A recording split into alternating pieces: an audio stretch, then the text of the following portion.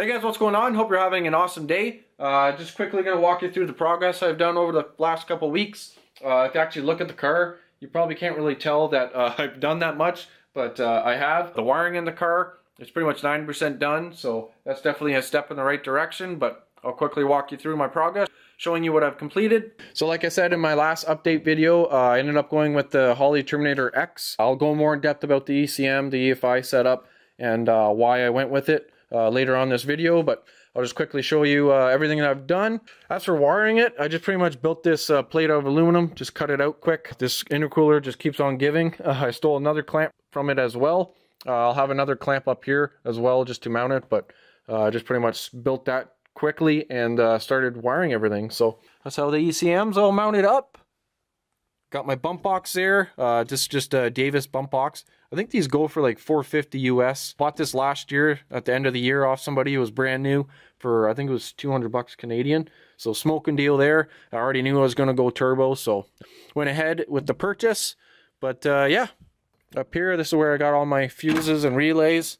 This is just a fuse slash relay panel out of, I think it's out of a Cavalier or Sunfire. So I find that works the best. That's what I had last set up. So that's all mounted up in there. The wiring I still have to tie up and everything, but at least it's ran. When I first built this car, it was kind of mine and my dad's project. So he wired up 100% of the car the first time. So this is my first real time wiring up a car. Besides just being bent over for hours and your back killing you, I enjoyed it.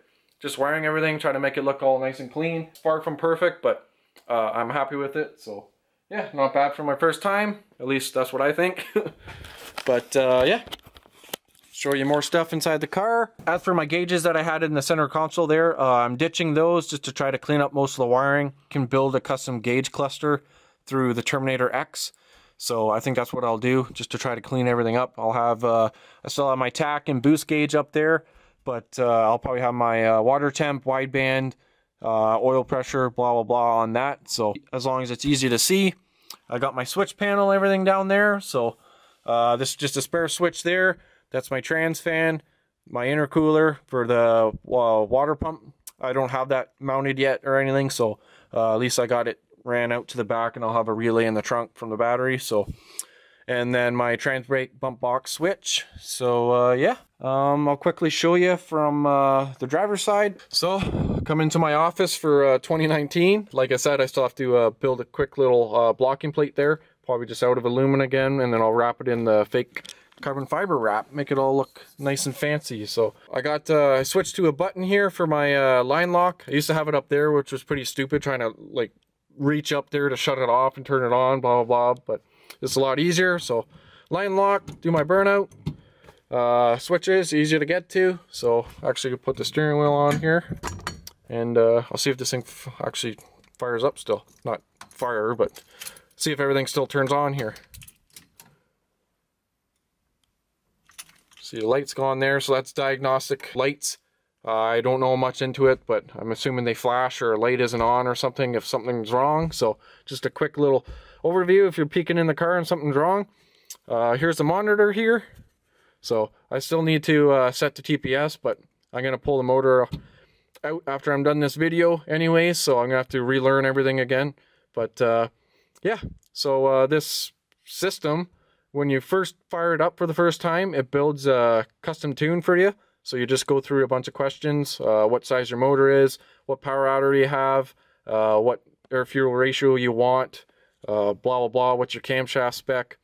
And yeah, it just pretty much builds up a startup tune for you and see how that goes. So like I said, I'll use this to watch my coolant temp, my volts, air fuel, and oil pressure. So I don't see that on here. Actually, I'll have to, like I said, build my own custom gauge cluster, but that should be easy to see.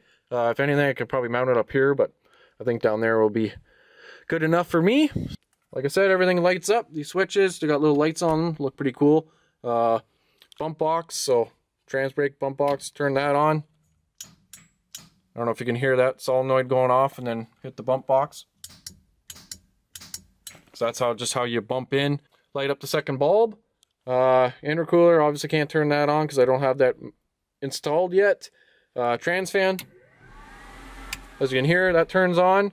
You didn't hear the fuel pump cycle when I turned the key, just because I have the relay out of it.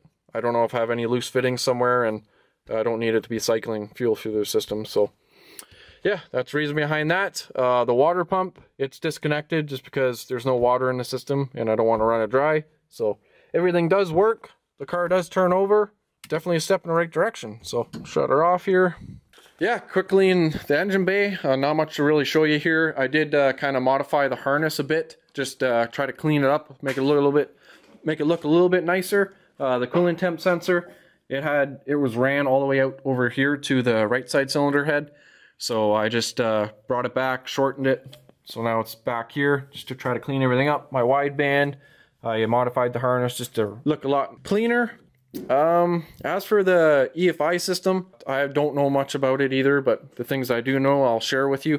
This Efi system, the Terminator X, it comes with the built-in map sensor, but it's only 1 bar, so it would be for your naturally aspirated builds.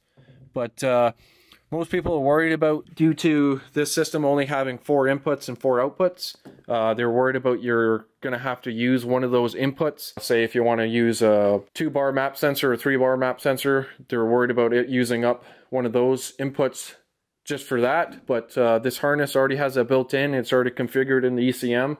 So all you have to do is plug it in, configure it inside the ECM, and you're good to go. So you still will have your 4 inputs and 4 outputs for something else, for whatever, controlling a fan, your boost solenoids, which I still have to get mounted up and wired, but just more to the to-do list. But yeah, this ECM, it's $1,000. I think I worked it out to being just with the wiring alone, because it comes with the main harness, comes with the wideband, the input and output wiring harness, the power harness back to the battery. It comes with everything. And I think just wiring alone, it was over $600 just for wiring. So really you're paying $400 for an ECM. So you can't beat that. And in the future, if you want to upgrade to, say, the HP or Dominator, it's just a matter of unplugging and plugging the new one in. So I'm sure I'll upgrade to the Dominator in the near future. So that's just what kind of pushed me towards this, like $1,000.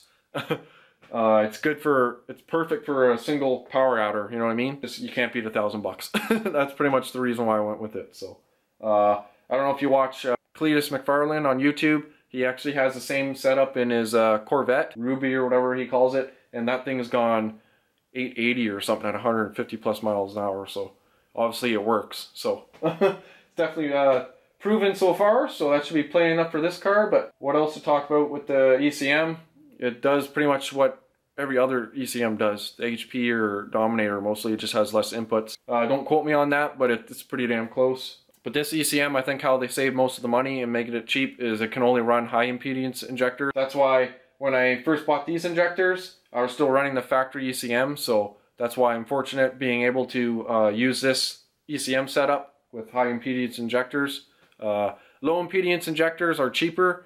High impedance ones are a lot more expensive, but it is what it is. It just worked out good for me. So yeah, I don't know what else I can really bring up about the ECM setup. Like I said, I haven't played it with it at all, so don't take my word for anything, but just kind of telling you the little things that I do know. But yeah, in the near future, I will be learning a lot about it. Anyways, guys, that's going to be kind of it for this video. Kind of boring, but it's wiring. I don't know what else I can really videotape when I'm wiring up a car, and it definitely takes time, so I apologize for that. But I was staring at the car the other day, and honestly, I don't know what else I can do besides pull the motor and check it out. I could probably fire it up if I really, really wanted to, just kind of jimmy rig everything, but I'm just going to do it right.